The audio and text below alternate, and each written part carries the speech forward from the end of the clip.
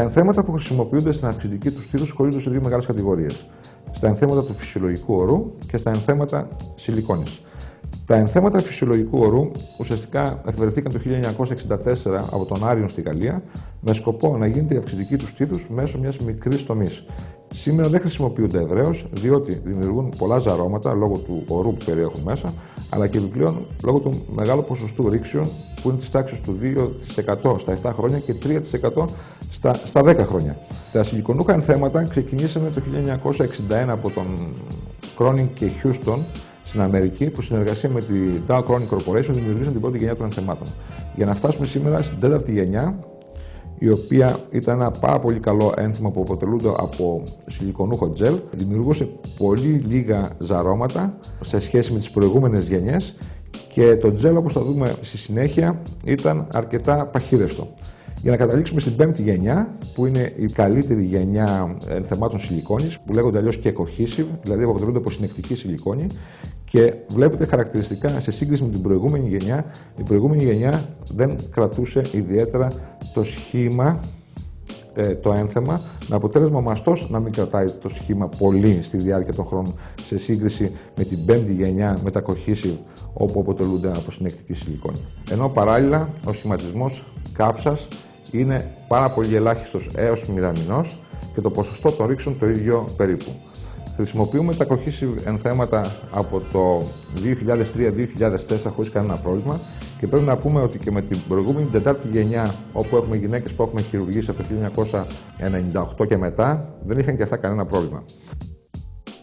Τώρα θα δούμε πώς περιφέρεται το περιεχόμενο κάθε είδους ενθέματος που είπαμε προηγουμένως. Παίρνοντας το ένθεμα φυσιολογικού ορού και τρυπώντας το με μια βελόνα,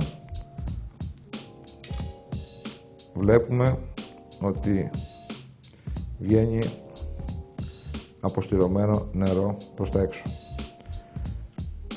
Αν επιχειρήσουμε να κόψουμε το ένθεμα, βλέπουμε το περιεχόμενο του ενθέματος φεύγει.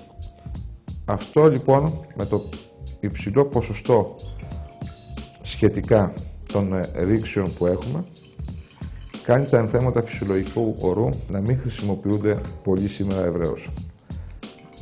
Και όπως βλέπετε, είναι αυτό το ένθεμα, το οποίο έτσι όπως είναι άδειο τοποθετείται στην αυξητική του στήθους.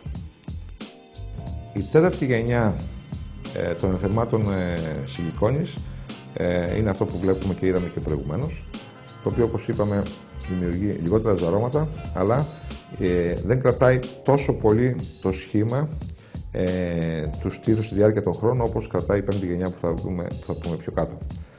Αν επιχειρήσουμε με μία βελόνα να τρυπήσουμε το ένθεμα,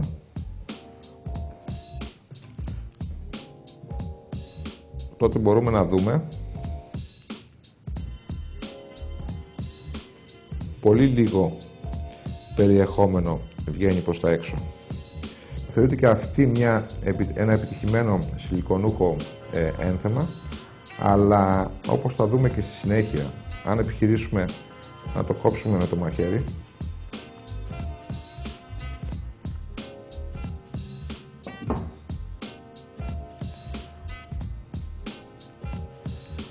βλέπουμε το περιεχόμενο της σιλικόνης, το οποίο, όπως βλέπετε, έχει την τάση να απλώνει, δεν κρατάει τόσο πολύ το σχήμα του όπως θα δούμε πιο κάτω η πέμπτη γενιά των ενθεμάτων. Βέβαια, το ευχάριστο και σε αυτή τη γενιά και στις γυναίκες που έχουν την τετάρτη γενιά των ενθεμάτων, το ποσοστό των ρήξεων είναι απειροελάχιστο. Αφήνοντας τελευταίο την πέμπτη γενιά των ενθεμάτων, τα cohesive, όπως είδαμε και προηγουμένως πολλές φορές, είναι ένα ένθεμα το οποίο κρατάει το σχήμα του, με αποτέλεσμα να έχει λιγότερα ζαρώματα, λιγότερα ρίμπλιν και επιπλέον, όπως θα δούμε και στη συνέχεια, αν το επιχειρήσεις να το τρυπήσεις με τη βελόνα, τότε δεν βγαίνει καθόλου περιεχόμενο, γιατί αποτελείται από συνεκτική σιλικόνη. Ουσιαστικά οι εταιρείες και η Mentor και η Allergan, οι αμερικάνικες εταιρείες που παράγουν τα ενθέματα σιλικόνης, έχουν δώσει πολύ μεγάλη σημασία σε αυτή τη γενιά, ούτως ώστε να τοποθετήσουν πολλά cross-linkers, δηλαδή μόρια τα οποία συγκρατούν τα μόρια της σιλικόνης μαζί. Αν επιχειρήσουμε να κόψουμε αυτό το ένθεμα σιλικόνης,